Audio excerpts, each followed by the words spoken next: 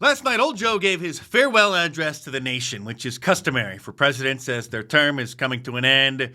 Around 8 p.m. Eastern Time, just before bed, where he spewed a bunch of fake news, conspiracy theories, and other utter nonsense. That's why my farewell address tonight, I want to warn the country of some things that give me great concern.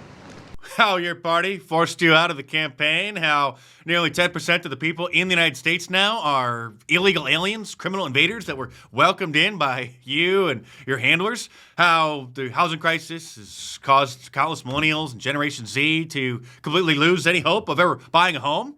And this is a dangerous that's a dangerous concentration of power in the hands of a very few ultra-wealthy people. And the dangerous consequences if their abuse of power is left unchecked. Their abuse of power has been left unchecked. We recently started checking it, which is why Donald Trump has been allowed back on the big tech platforms, why Facebook is loosening their rules just a little bit, and why Elon Musk bought Twitter. Today, an oligarchy is taking shape in America of extreme wealth, power, and influence that literally threatens our entire democracy, our basic rights and freedoms, and a fair shot for everyone to get ahead. An oligarchy, meaning a bunch of rich people, have taken over the government, which happened many, many years ago, thanks in large part to George Soros, who Joe Biden literally recently gave the Medal of Freedom to at the White House. Accepting on behalf of George Soros is Alex Soros.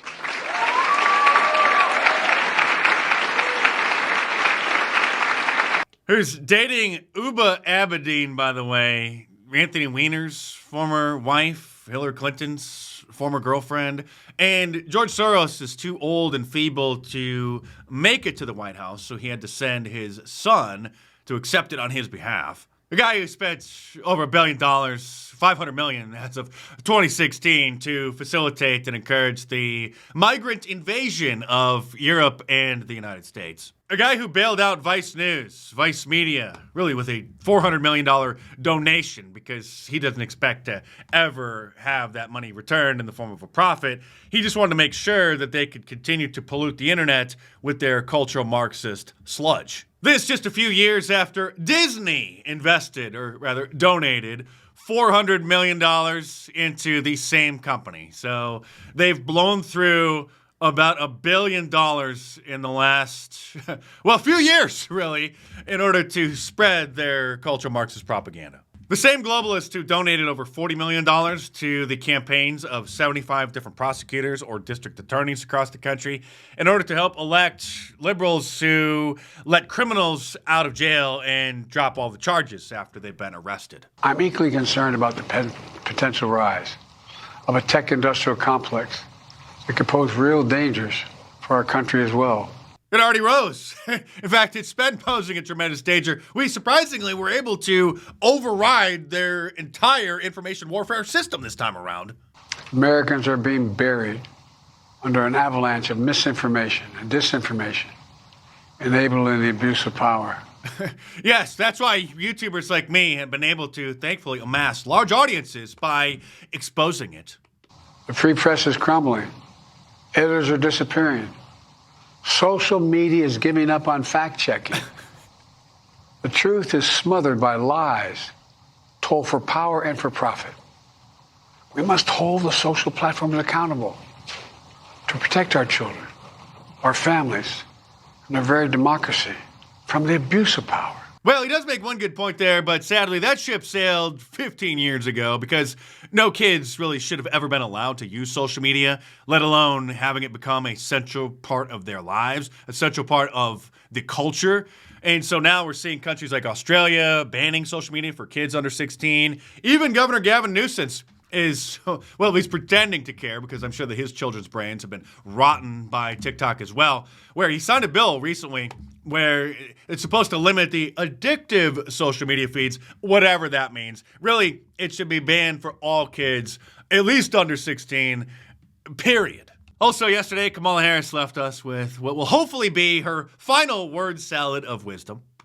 Our definition of the win is a definition that takes us over a period of time, where part of how we measure the win is, are we making progress?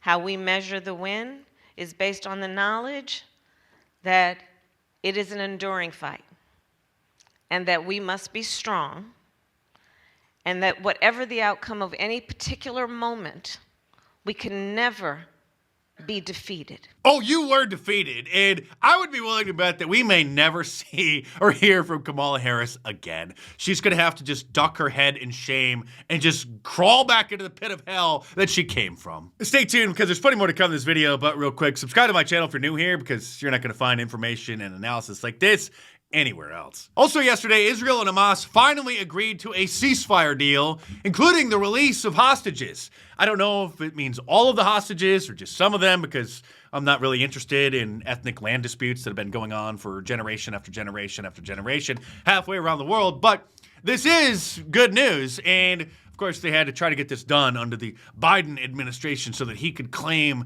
victory, like he had something to do with it. But here is Benjamin Netanyahu, the Prime Minister of Israel, posting on Twitter, saying that he spoke yesterday evening with U.S. President-elect Donald Trump and thanked him for his assistance in advancing the release of the hostages and for helping Israel bring an end to the suffering of dozens of hostages and their families. Thank you. Who takes credit for this, Mr. President, you or Trump? Is that a joke? Oh, thank you.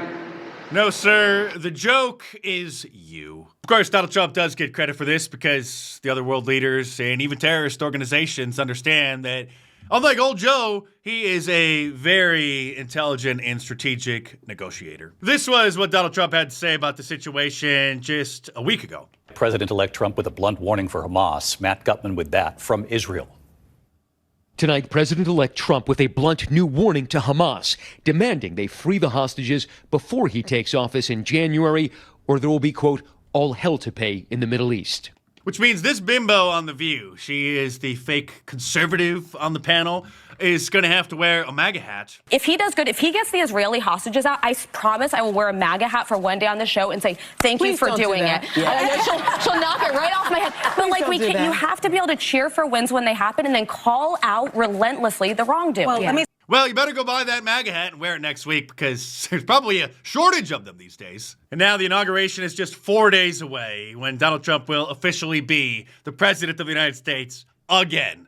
As this brilliant meme by the Right to Bear Memes, who also goes by Grand Ol' Memes on Twitter, who is a genius, who never misses, illustrates in the form of a order from Amazon. So it's a MAGA Prime arriving January 20th by 12 p.m. Ordered Tuesday, November 5th. Shipped Monday, January 6th.